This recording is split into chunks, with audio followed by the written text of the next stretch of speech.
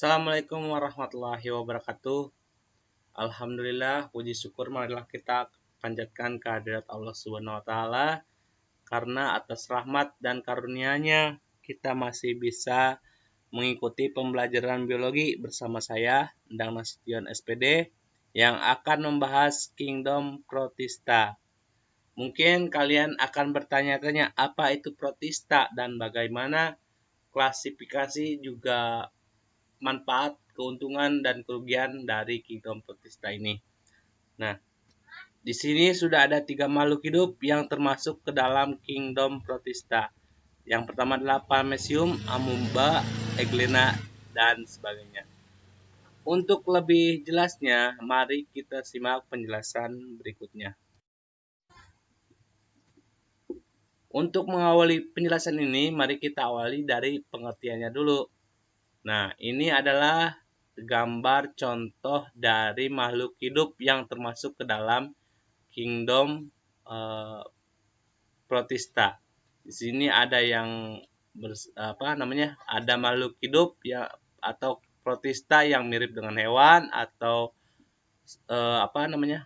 protozoa, ada juga yang mirip tumbuhan atau alga, ada juga yang mirip seperti jamur atau protista jamur. Oke.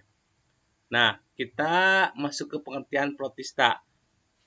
Protista atau yang paling pertama, kingdom yang paling pertama adalah salah satu kerajaan pada sistem klasifikasi 6 kingdom yang diinisiasi atau dicetuskan oleh Robert Whittaker. Kingdom protista ini adalah kelompok organisme yang memiliki struktur sel eukariotik, uniseluler maupun multiseluler dan tidak memiliki jaringan yang sebenarnya. Adapun ciri-ciri dari protista yang pertama adalah bersifat eukariotik. Kalian mungkin masih ingat pembelajaran kelas 8 SMP kalau ada yang namanya sel ya. Sel itu ada yang bersifat prokariotik dan bersifat eukariotik. Nah, kalau eukariotik berarti adalah sel yang telah diselubungi oleh membran inti. Jadi membran intinya sudah tampak atau sudah ada ya. Nah, selanjutnya sifat yang kedua respirasi secara aerobik. Maksudnya respirasi secara aerobik itu adalah dia menggunakan oksigen bebas ketika melakukan pernapasan. Yang ketiga adalah sebagian besar bersifat uniseluler ya. Uniseluler, maaf. Ada ciri yang keempat, ada yang bereproduksi secara aseksual dan ada yang bereproduksi secara seksual. Aseksual mungkin kalian paham yaitu tanpa melalui perkawinan, sedangkan seksual melalui perkawinan. Yang kelima, ciri yang kelima ya, ada yang hidup bebas dan ada yang bersimbiosis. Maksudnya hidup bebas itu dia hidup dengan soliter, sedangkan dia bersimbiosis. Apabila dia kerjasama dengan makhluk hidup lain untuk menghasilkan suatu misalnya makanan, nutrisi atau untuk mengikat oksigen seperti itu ya. Nah, yang terakhir, ciri yang terakhir dari protista adalah ya kebanyakan hidup di perairan, baik yang berair asin maupun yang air tawar. Mungkin kalian tahu ya kalau yang berair asin berarti dia hidup di lautan. Kalau misalnya air tawar mungkin dia bisa di kolam, bisa di parit, bisa di sumur ya seperti itu. Nah, ini adalah gambar untuk contoh dari Kingdom Protista ya. Ada Ciliata, Diatoms, Watermoth, alga hijau, Diplomonas, Dinoflagellata, dan Aphicum plexan.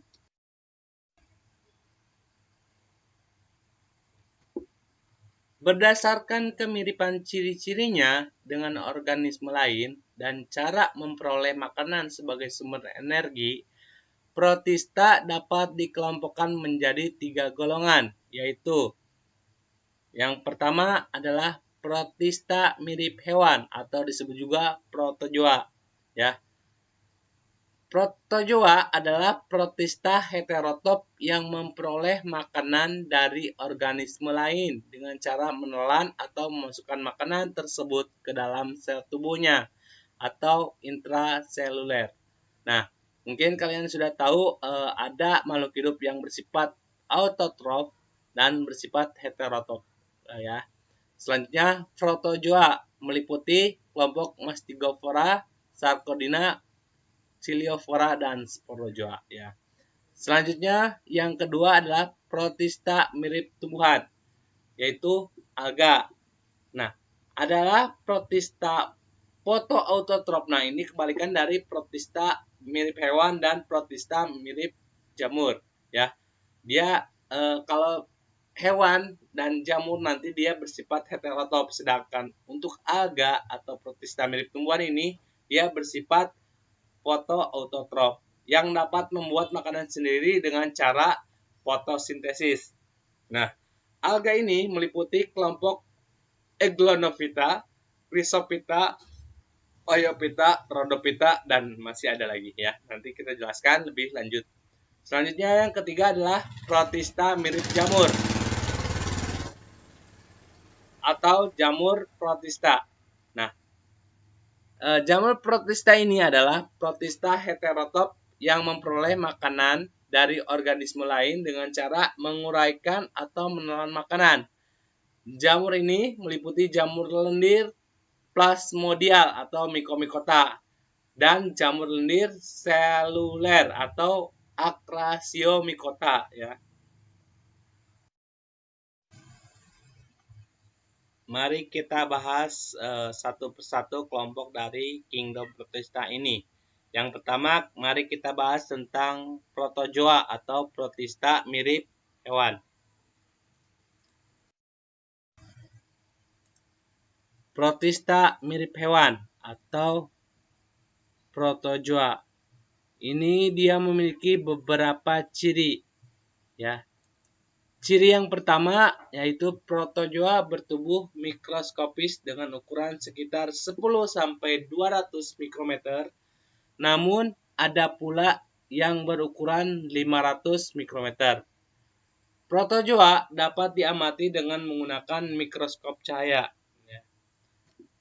Ciri yang kedua adalah lebih dari 40.000 spesies protozoa hidup di berbagai tempat, di perairan, tanah yang lembab, atau di dalam organisme lain atau bersifat parasit. Ciri yang ketiga, protozoa merupakan organisme uniseluler yang mendapatkan makanan dengan cara mengabsorpsi molekul organik yang terjadi secara intrasel. Nah, jadi dia sel protozoa ini akan menyerap molekul organik dari makanan yang dia telan ya. Ciri yang keempat adalah protozoa mampu bergerak bebas. Nah, pernapasan protozoa berlangsung secara difusi. Jadi kalau difusi itu dia akan maksudnya gas atau udara itu akan mengalir dari tekanan yang rendah, tekanan yang tinggi, tekanan yang tinggi menuju ke tekanan yang lebih rendah. Oke. Nah, protozoa mampu bergerak bebas. Nah, ini adalah ciri yang akan mengelompokkan protista mirip hewan ini atau protozoa ini menjadi kelompok lagi, berkelompok lagi. Nanti kita bahas selanjutnya. Nah, berikut adalah contoh gambar dari salah satu kelompok protozoa yaitu amuba. Nah, di sini lengkap dengan bagian-bagiannya. Ada nukleus atau inti sel, pseudopod atau pseudopodia atau kaki semu, vakuola kontraktil, vakuola cadangan makanan, sitoplasma, dan membran sel. Kita lanjutkan ke ciri protozoa yang selanjutnya yaitu protozoa memperoleh makanan dengan cara fagositosis, yaitu dengan menelan dan mencerna mangsanya. Biasanya protozoa memangsa protista lain seperti alga dan jamur protista. Ciri yang selanjutnya, protozoa ini dia hidup bebas di alam dan dapat ditemukan di perairan atau di tempat basah yang banyak mengandung sampah organik seperti air laut, danau, sawah, kolam, dan parit. Pada lingkungan yang kurang menguntungkan bagi protozoa, protozoa dapat membentuk sista atau sel yang tidak aktif, yaitu berupa kapsul polisakarida. Nah, namun bila lingkungan membaik, sista akan berubah menjadi sel protozoa yang aktif kembali.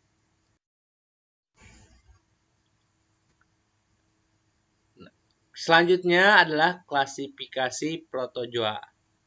Nah, di sini protista mirip hewan atau protozoa dibagi menjadi 4 kelompok berdasarkan alat geraknya ya.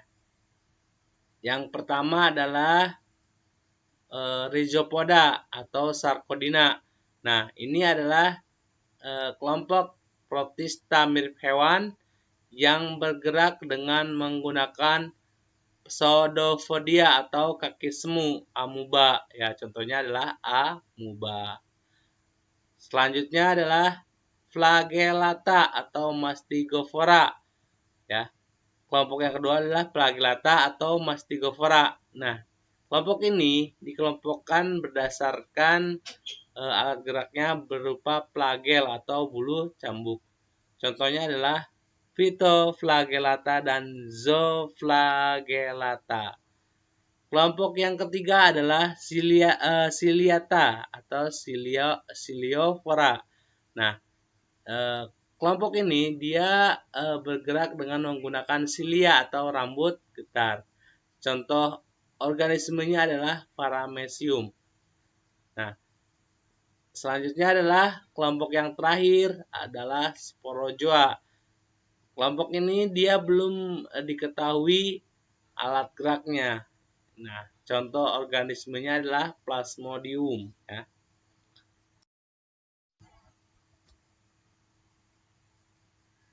Cara reproduksi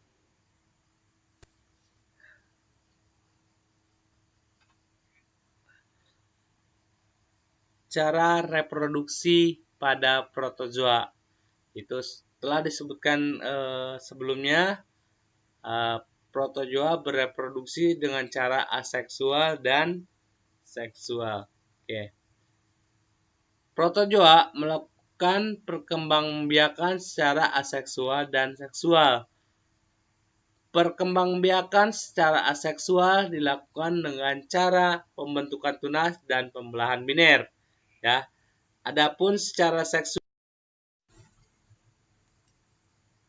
yang kedua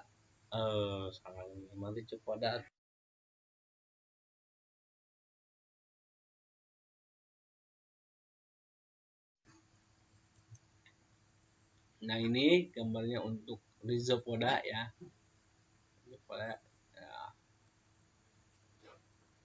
Nah, ini yang kedua contohnya juga ya. Ya, cukup untuk gambarnya.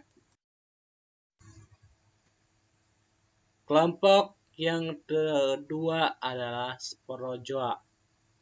Sporozoa adalah protozoa yang tidak memiliki alat gerak dan memiliki siklus hidup yang kompleks.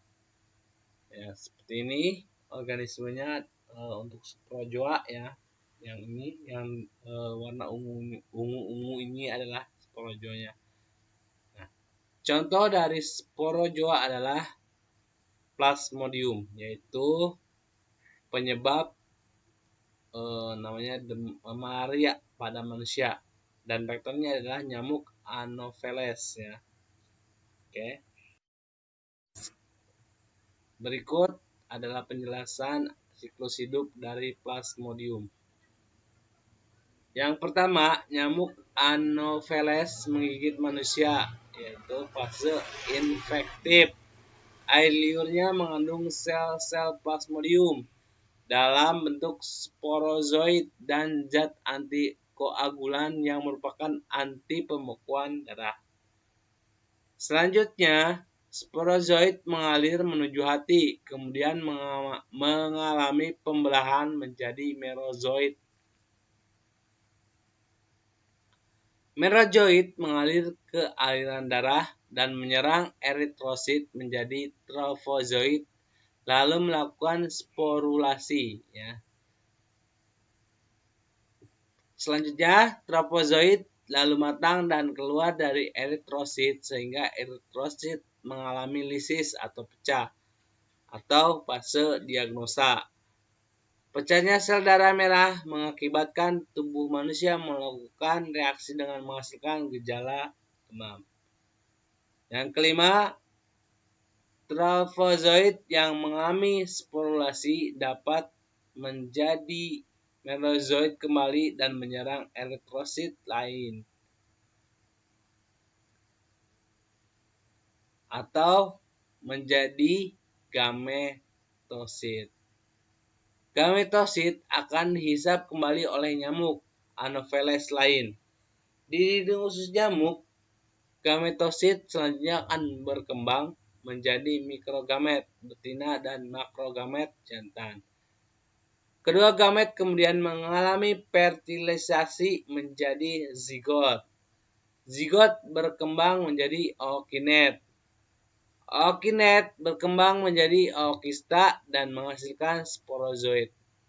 Sporozoid yang matang akan dilepas ketika nyamuk Anopheles menggigit manusia dan siklus kembali ke berulang atau kembali ke awal. Oke. Kelompok yang ketiga adalah flagellata atau Mastigophora. Flagellata atau Mastigophora adalah protozoa yang bergerak menggunakan flagel atau bulu cambuk yang berfungsi sebagai alat renangnya. Nah, ini adalah contoh dari flagellata organismenya. Ciri-ciri flagellata yang pertama adalah uniseluler atau bersel satu. Yang keduanya, dia ada flagellata yang bersifat autotrof atau ada pula ya flagellata yang bersifat heterotrof. Nah, dia umumnya flagellata ini bersifat parasit. Flagellata bergerak dengan menggunakan flagel yang digunakan sebagai alat renang ya. Reproduksi pada flagellata yaitu secara aseksual dengan pembelahan biner. Selanjutnya adalah klasifikasi flagellata. Yang pertama ada phytoflagellata, yaitu flagellata yang berklorofil atau flagellata tumbuhan. Nah, phytoflagellata ini biasanya diklasifikasikan sebagai alga atau protista mirip tumbuhan. Contohnya adalah Euglena, Volvox, dan Noctiluca ya. Ini adalah gambar untuk Euglena ya, bisa dilihat. Oke. Ya. Selanjutnya klasifikasi yang kedua adalah zooflagellata, yaitu flagellata yang tidak berklorofil atau flagellata jenis hewan ya. Contohnya adalah Trypanosoma gabiense, Trypanosoma rhodesiense, Trypanosoma evansi, Trichomonas vaginalis, Trichonympha, Leishmania, Giardin lam ya. Ini contohnya adalah ya, contoh organismenya ya. Ini Trypanosoma gambiense.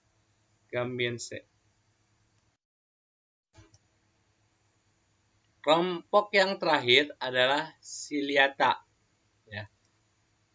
Ini contoh makhluk hidupnya, bentuk-bentuk Ciliata seperti ini ya.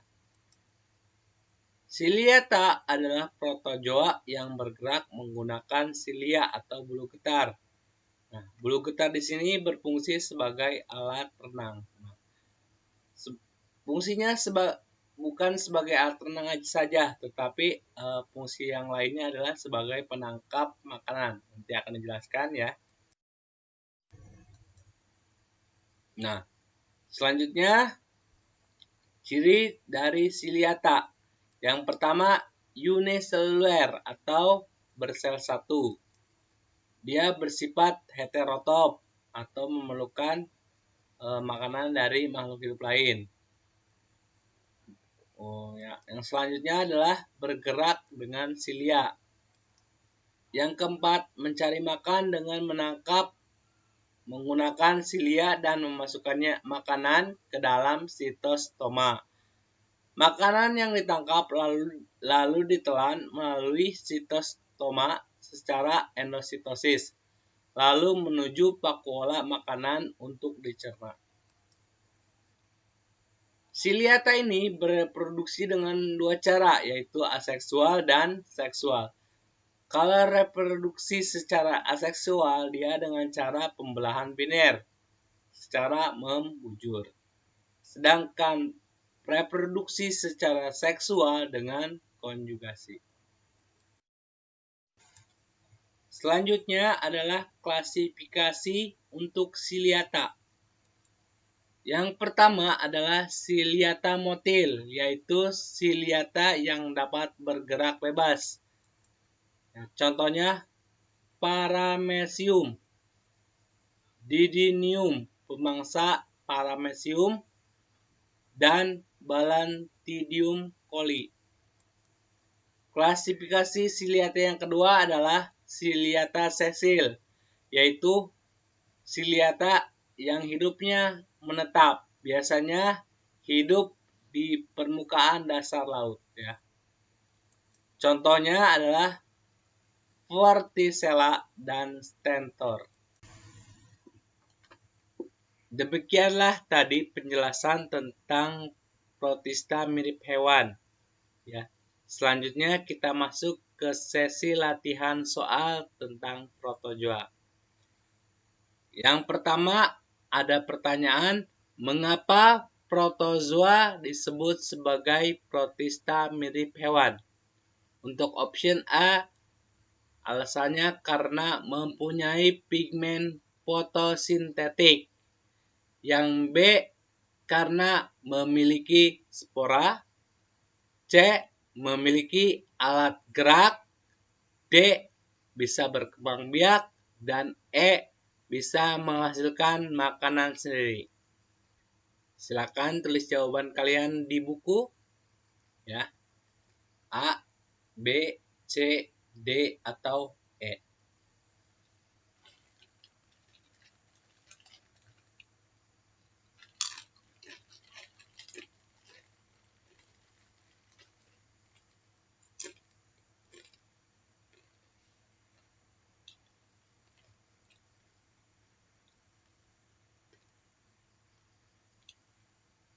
Sudah? Oke, jawabannya adalah protista mirip hewan,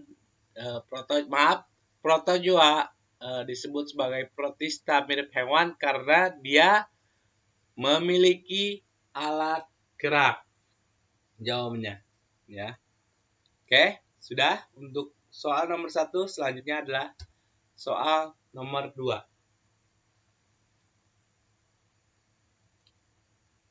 Oke. Soal nomor 2.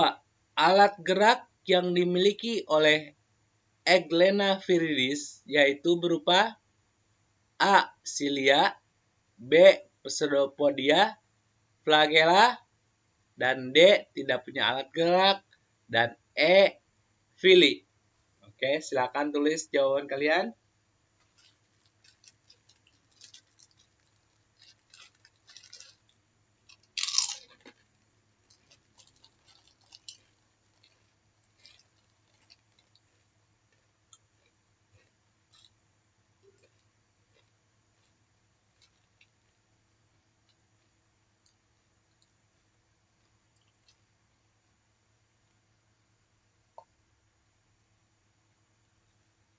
Sudah?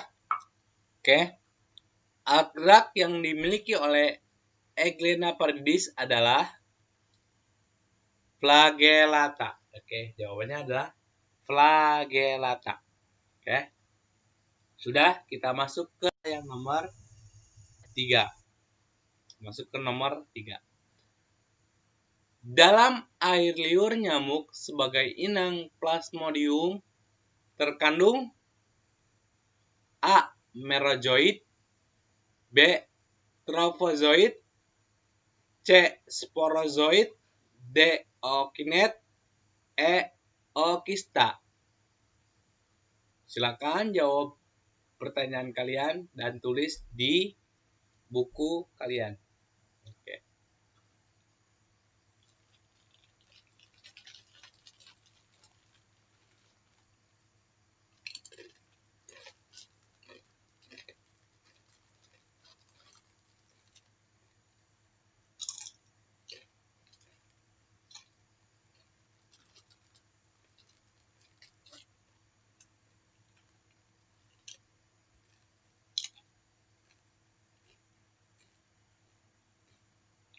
Sudah? Oke, jawabannya adalah sporozoit ya. Oke, kita masuk ke nomor 4.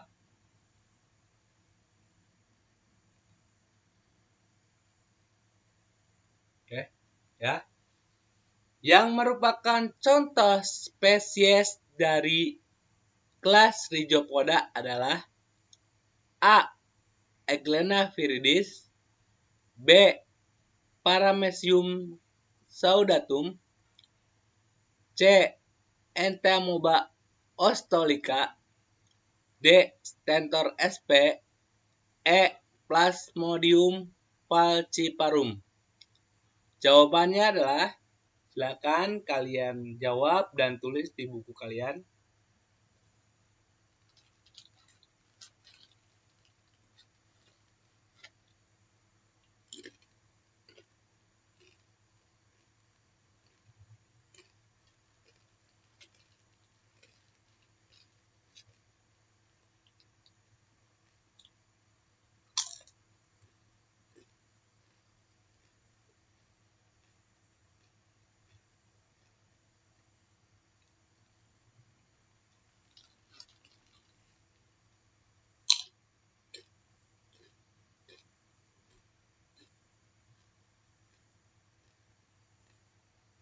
Sudah?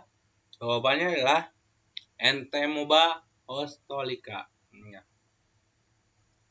Dan untuk contoh soal yang terakhir atau yang kelima. Oke. Reproduksi aseksual yang dapat dilakukan oleh kelas Ciliata. Ingat, di sini aseksual ya.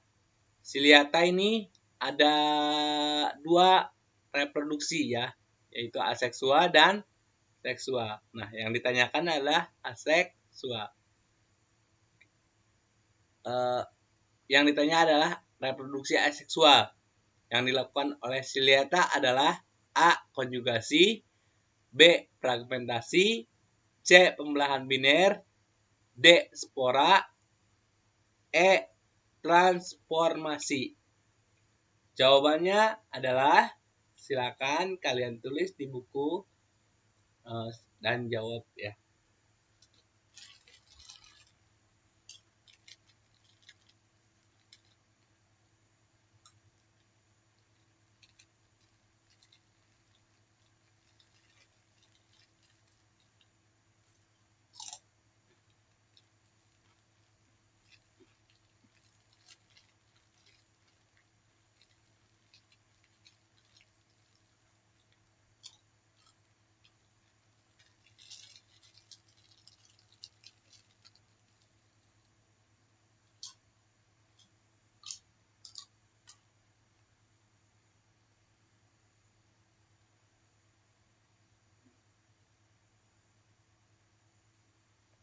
Sudah?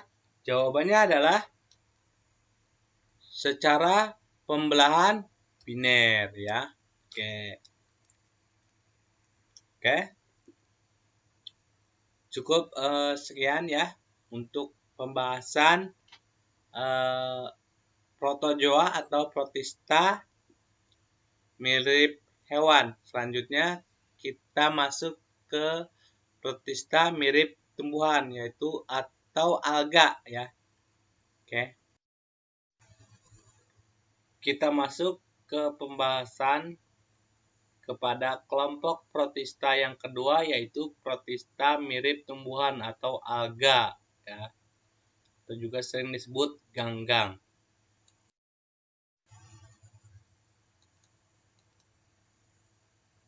Ciri-ciri lain pada alga adalah alga ini tidak memiliki akar, batang, dan daun sejati. Tubuh seperti ini dinamakan talus. Itulah sebabnya alga tidak dapat digolongkan sebagai tumbuhan atau kingdom Plantae. Di dalam sel alga terdapat berbagai plastida, yaitu organel sel yang mengandung zat warna atau pigmen. Plastida yang terdapat pada alga, terutama kloroplas, mengandung pigmen klorofil yang berperan penting dalam proses fotosintesis. Sehingga alga bersifat autotrof karena dapat menyusun sendiri makanannya berupa zat organik dan zat-zat anorganik. Nah, ini contoh dari alga ya. Ya, gambar contoh dari alga. Oke.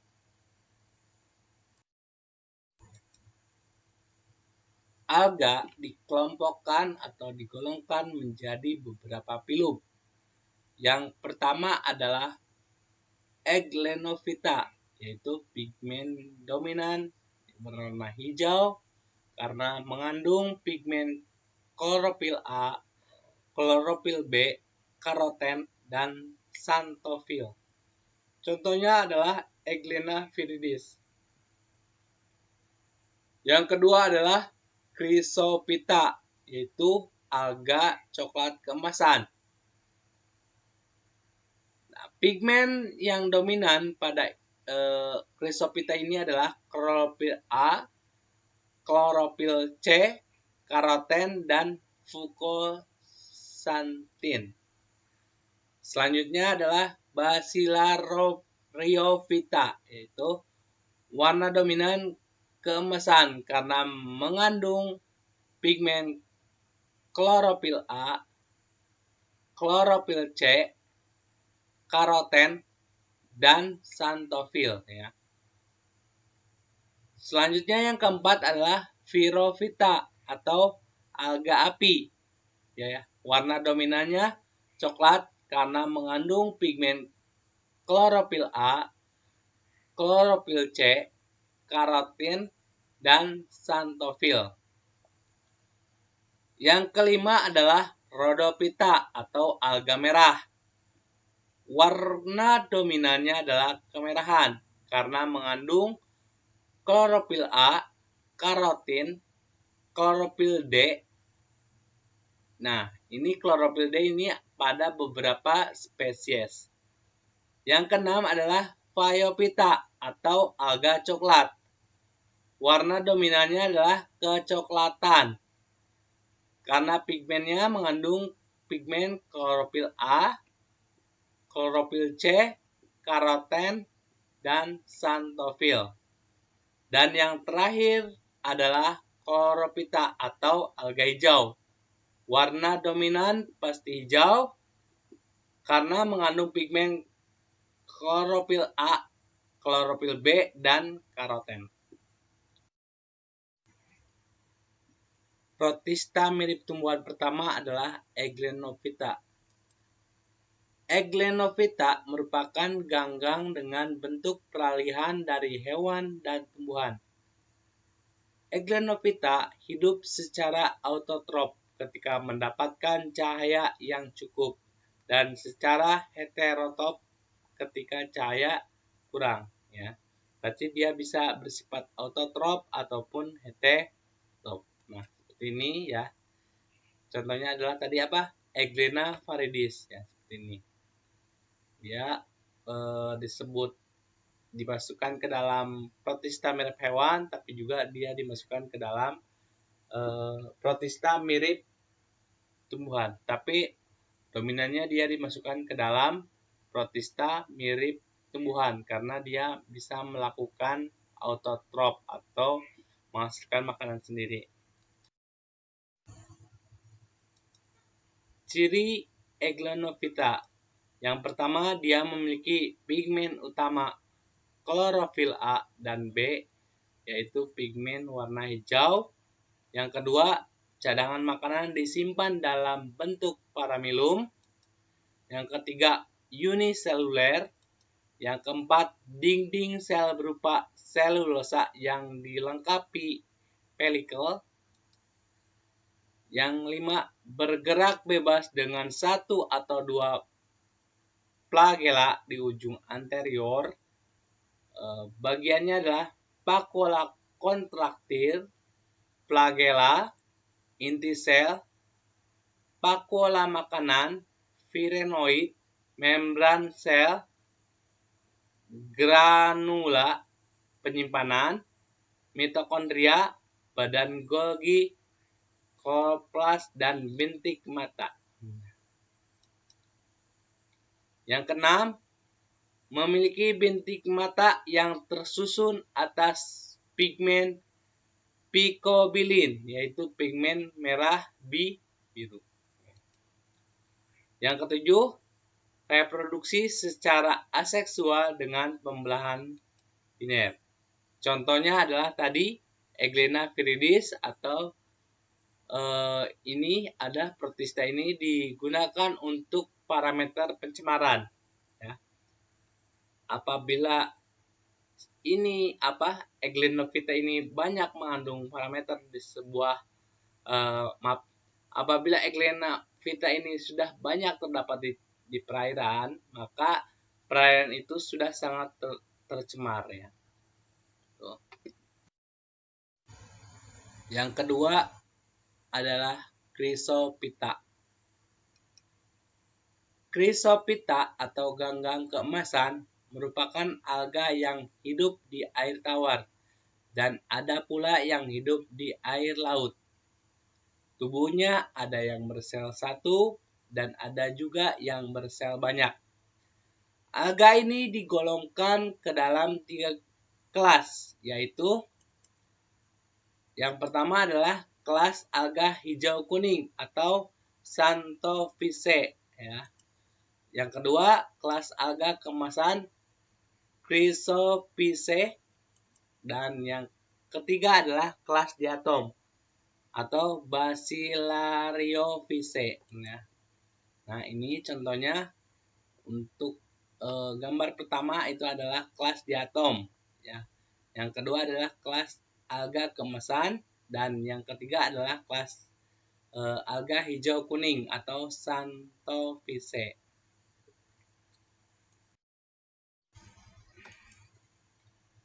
Ciri dari Chrysophyta adalah yang pertama memiliki pigmen utama fukosantin atau pigmen coklat, karoten atau pigmen jingga, dan xanthophyll atau pigmen warna kuning.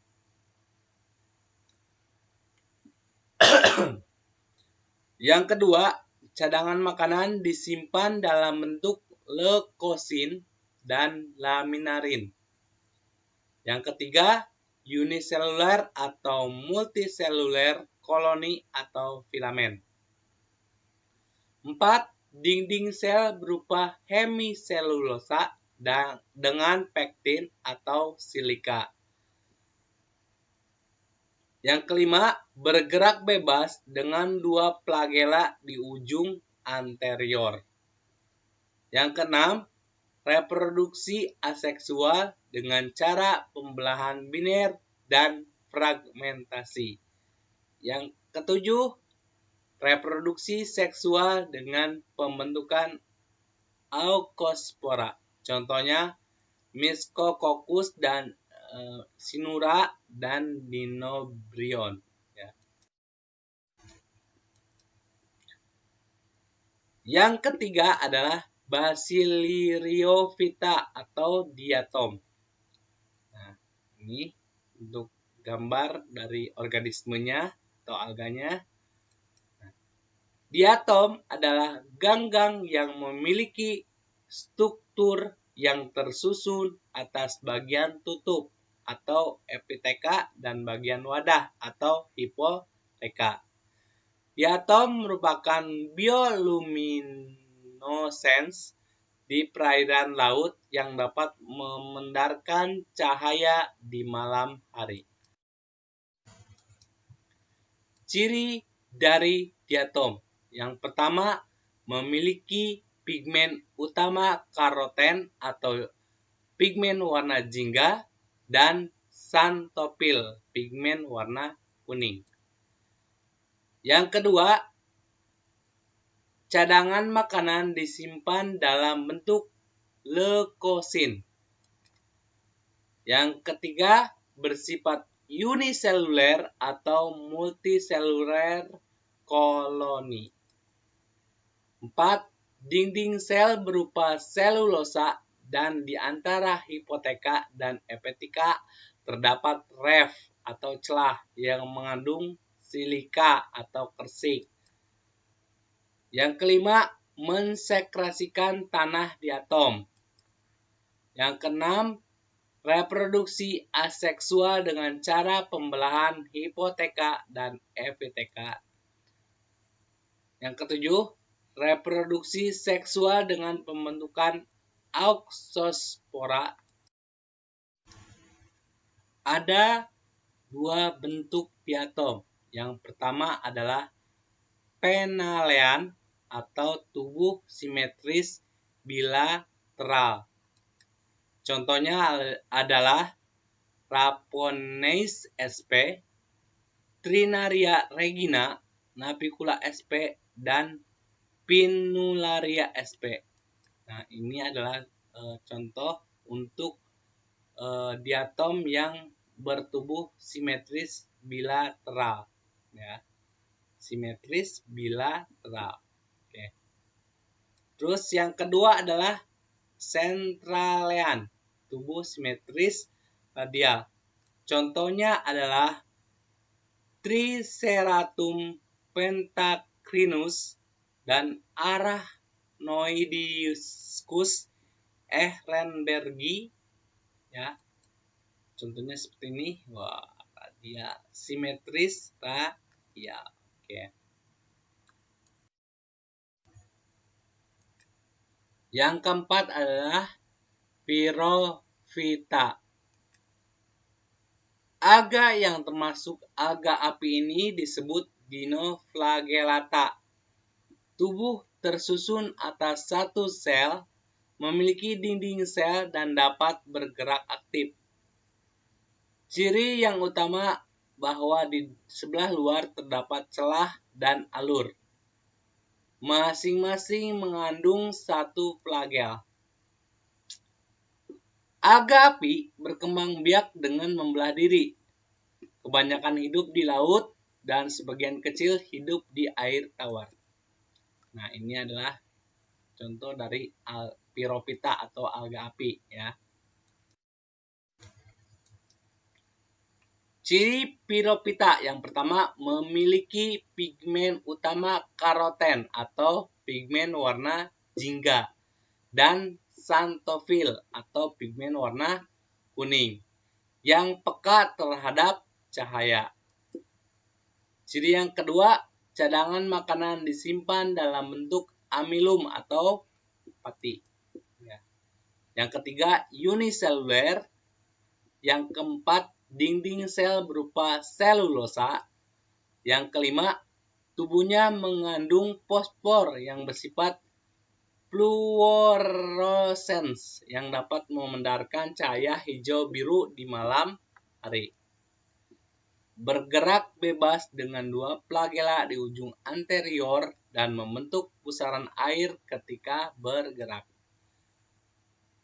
Ciri yang ketujuh, Peledakan populasi di perairan hangat menyebabkan fenomena red tide dan menghasilkan racun neurotoxin. Ya. Contohnya dihasilkan oleh Gymnodium breve, ciguatoxin. Contohnya dihasilkan ini racun ini dihasilkan oleh Gamberdiscus toxicus ya. Yang ke-8, reproduksi secara aseksual dengan pembelahan biner. Ya, ini contohnya lihat di perairan. Piropita disebut ganggang api karena memiliki fosfor yang mampu memandarkan cahaya pada kondisi gelap. Fenomena yang menarik yang dihasilkan oleh piropita adalah kemampuan bioluminescence atau emisi cahaya oleh organisme, sehingga menyebabkan laut tampak bercahaya pada malam hari. Bisa kita lihat di gambar. Nah, fenomena laut yang berwarna biru. Ya. Begitu menakjubkan, bukan? Ya, oke. Selanjutnya yang kelima adalah rhodophyta. Rhodophyta atau gangga merah mempunyai pigmen yang disebut picobilin yang terdiri dari picoerythrin atau pigmen warna merah dan phycocyanin atau pigmen warna biru. Hal ini memungkinkan ganggang yang hidup di bawah permukaan laut menyerap gelombang cahaya yang tidak dapat diserap oleh klorofil. Nah, ini contohnya ya. Ciri dari rhodophyta. Yang pertama, memiliki pigmen utama picoerythrin atau pigmen warna merah. Yang kedua, cadangan makanan disimpan dalam bentuk tepung fluorid. Ya. Yang ketiga, multiseluler bertalus atau makroskopis. Yang keempat, dinding sel berupa selulosa dengan lapisan lendir di luar dan myofibril di dalam. Yang kelima, reproduksi aseksual dengan karpospora yang terbentuk dari tetraspora. Yang keenam, reproduksi seksual dengan pembentukan zigot dari gamet jantan yang dihasilkan spermatangium dan gamet betina yang dihasilkan adalah carpogonium. Contohnya adalah Echema atau rumput laut, Palmaria, Gelidium, Gracilaria gigartia. Selanjutnya adalah Phaeophyta. Ini gambarnya untuk Phaeophyta ya. Phaeophyta atau alga coklat ini sering disebut kelp yang merupakan protista laut terbesar dan paling rumit. Berwarna kecoklatan karena memiliki pigmen yang dominan, picosantin selain klorofil, karoten, dan santin. Ciri dari Phaeophyta yang pertama memiliki pigmen utama xanthophyll atau pigmen warna kuning dan fucosantin atau pigmen warna coklat. Yang kedua, cadangan makanan disimpan dalam bentuk laminarin. Yang ketiga, multiseluler bertalus atau makroskopis. Yang keempat adalah dinding sel berupa selulosa dengan lapisan gumi dan asam alginat di luar. Yang kelima, dilengkapi dengan gelembung udara untuk menyimpan nitrogen dan mengapung. Ya. Reproduksi aseksual dengan fragmentasi dan pembentukan zoospora. Ya. Reproduksi seksual dengan cara isogami dan oogami. Contohnya adalah Sargassum pulgari atau gulma laut, Turbinaria decurrens, Macrokystis, ya, Fucus 100, dan Lami. Selanjutnya adalah Chlorophyta. Ya, ini adalah alga atau organismenya untuk Chlorophyta. Alga ini merupakan kelompok alga yang paling beragam karena ada yang bersel tunggal, koloni, dan bersel banyak. Pigmen yang dimilikinya adalah klorofil yang mengandung karoten. Banyak terdapat di danau, kolam, tetapi sebagian ada juga yang hidup. Ciri dari Chlorophyta. Yang pertama, memiliki pigmen utama klorofil A dan B, yaitu pigmen warna hijau. Yang kedua, cadangan makanan disimpan dalam bentuk amilum dan minyak. Yang ketiga, uniseluler atau multiseluler koloni. Yang keempat, dinding sel berupa selulosa. Yang kelima, reproduksi aseksual dengan pembelahan biner, fragmentasi, dan pembentukan zoospora. Yang keenam, reproduksi seksual dengan cara isogami, anisogami, dan oogami. Nah, contoh Chlorella, Chlorococcum, dan Chlamydomonas. Nah, ini contoh spesies Chlorophyta, ya. Ada yang gambar pertama adalah Spirogyra sp, Chara sp, Chlorococcum, Ulvalactiva, Volvoclobator, Hydrodicacia. Demikian tadi pembahasan tentang protista mirip tumbuhan atau alga.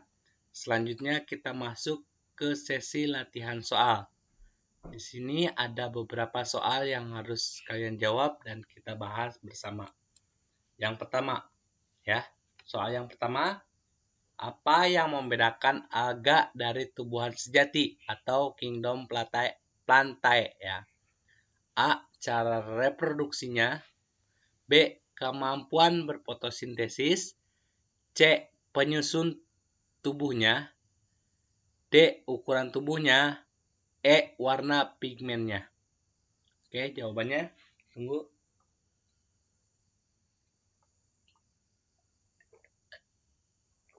Silakan jawab dan tulis jawabannya di buku, ya.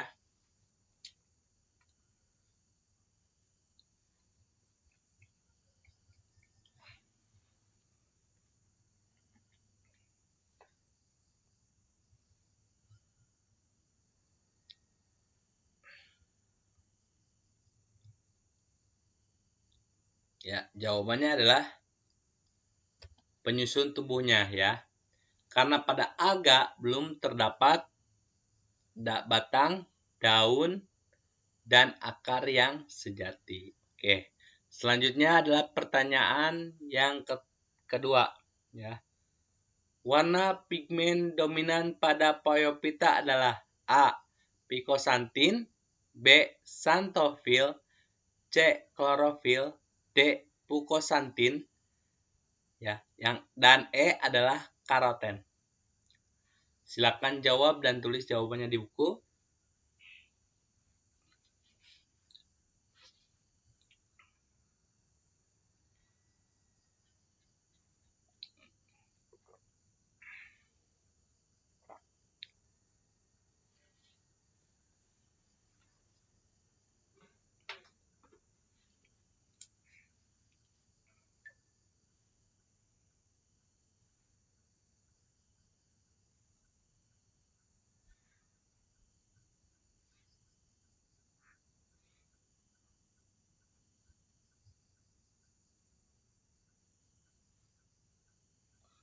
Oke, sudah. Jawabannya adalah fukosantin atau pigmen warna. Pertanyaan yang ketiga, ya. Alga yang menyebabkan peristiwa red tide dan menyebabkan keracunan pada ikan dan kerang, yaitu berasal dari pilum. A. Chlorophyta, Cyanophyta, Rhodophyta, Pyrophyta, atau Phaeophyta. Silakan jawab dan tulis jawabannya di buku masing-masing.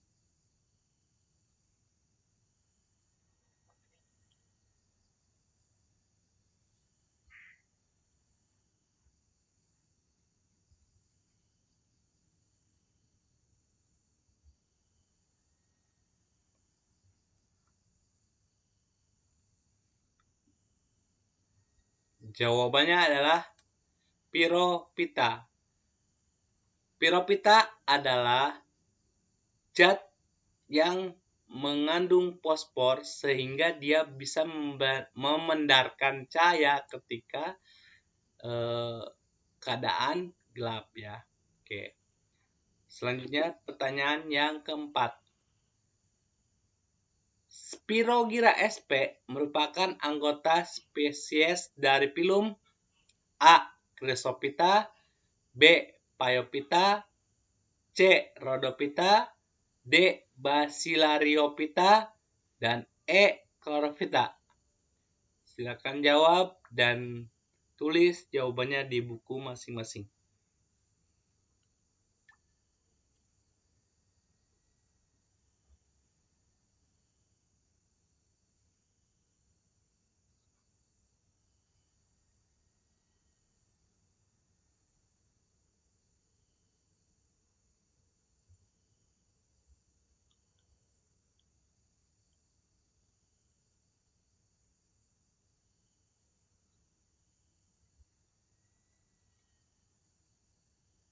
Sudah?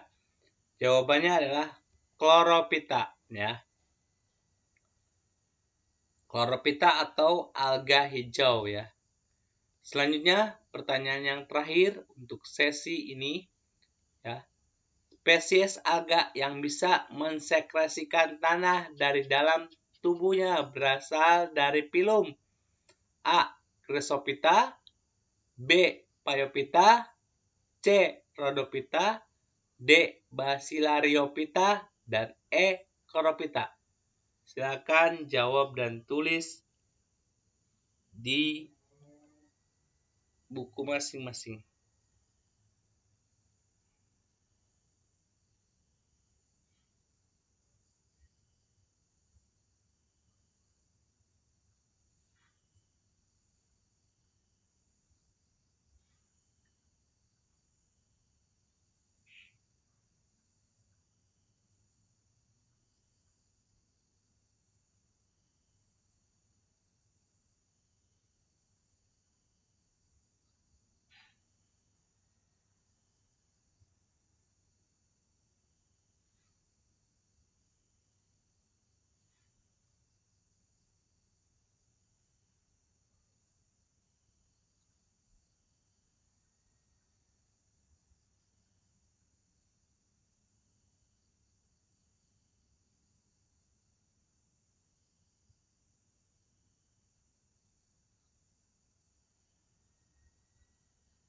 Oke, jawabannya adalah Basilaryophyta, ya.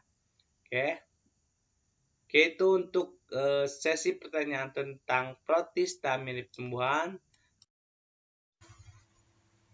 Kelompok protista yang ketiga adalah protista mirip jamur.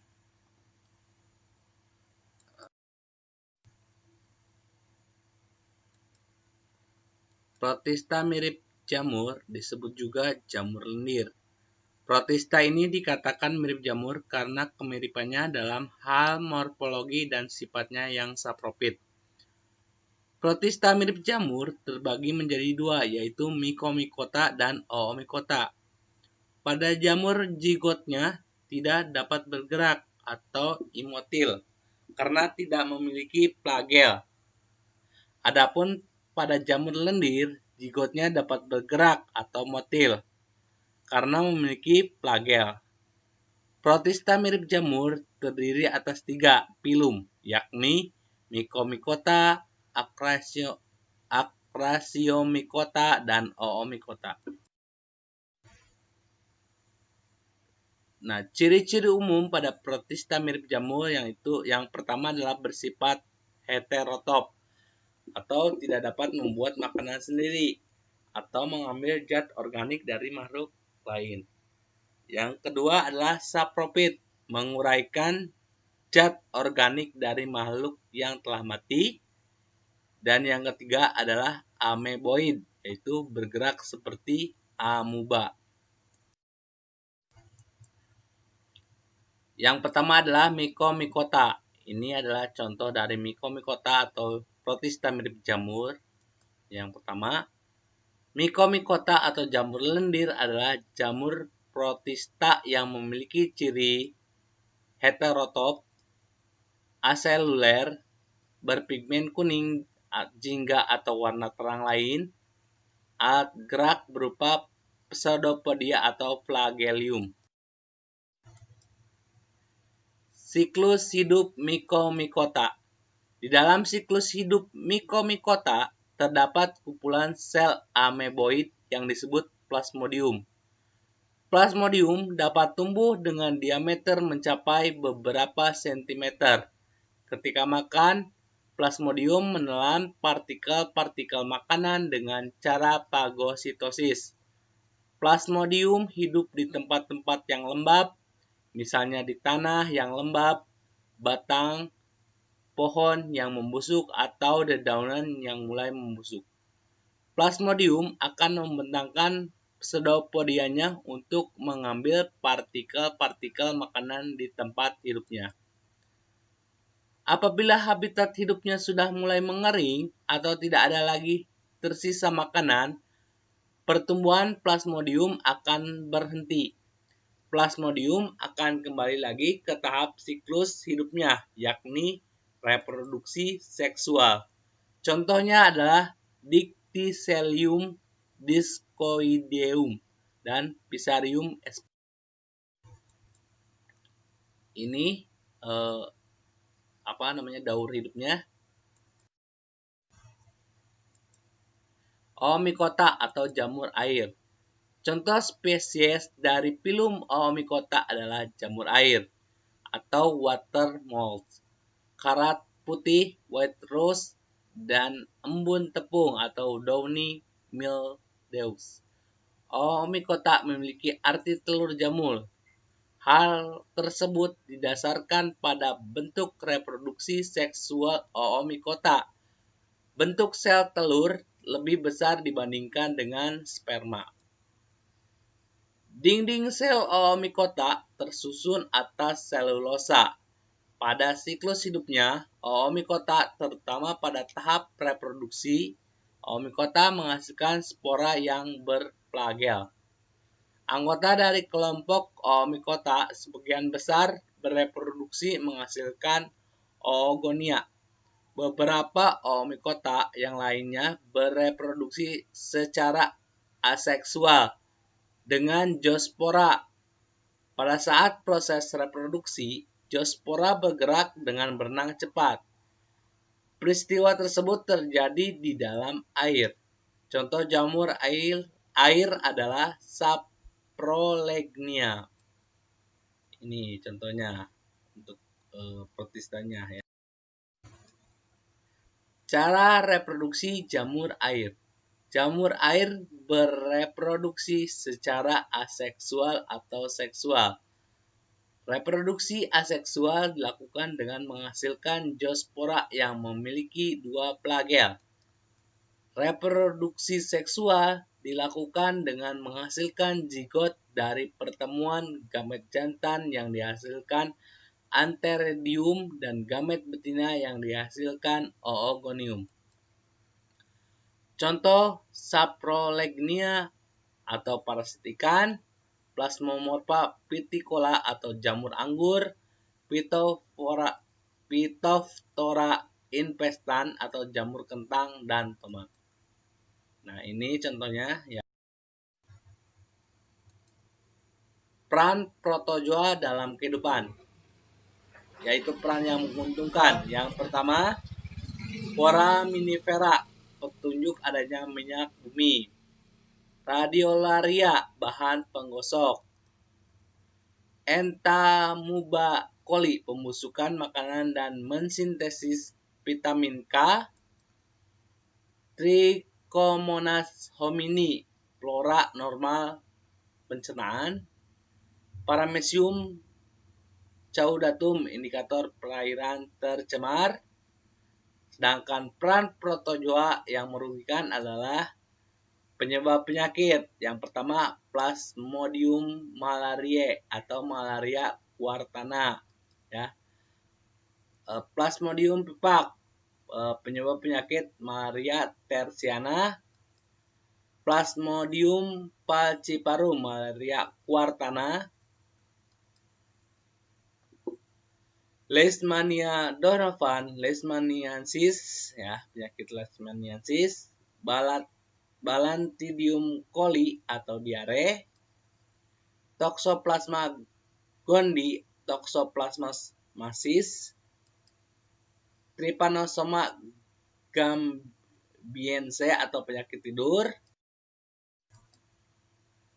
Selanjutnya adalah peran alga dalam kehidupan, yaitu menguntungkan, yaitu sebagai indikator lingkungan. Contohnya adalah Eglina viridis, bahan makanan atau pangan, yaitu Laminaria, Echemeria, Sargassum, Gelidium, Glacilaria. Terus sebagai bahan pupuk, Lithopilu dan Fucus. Penanggulangan limbah, yaitu Schenedismum, Chlorella, dan Eglina. Nah, yang merugikan adalah red tide, Noctiluca, Gymnodinium, Keratium, contohnya, ya. Adalah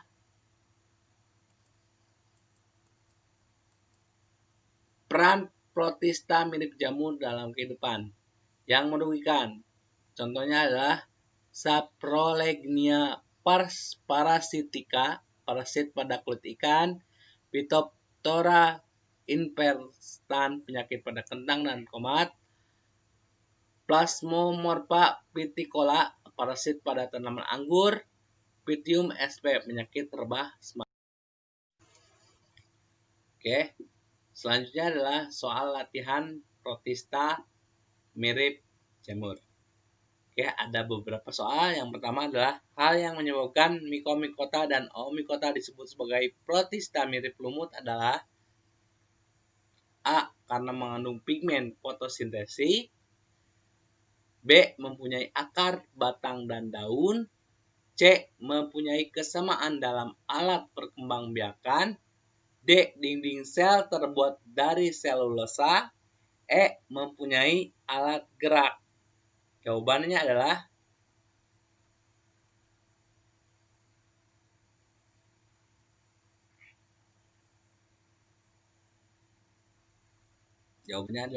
C. Mempunyai kesamaan dalam alat perkembangbiakan. Oke, contoh soal yang kedua. Pada Mycomycota, fase yang dapat menelan makanan dengan cara fagositosis disebut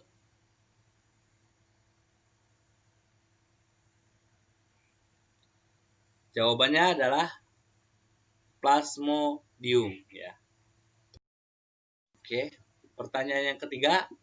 Protista mirip jamur yang bersifat parasit pada sisik ikan mempunyai nama.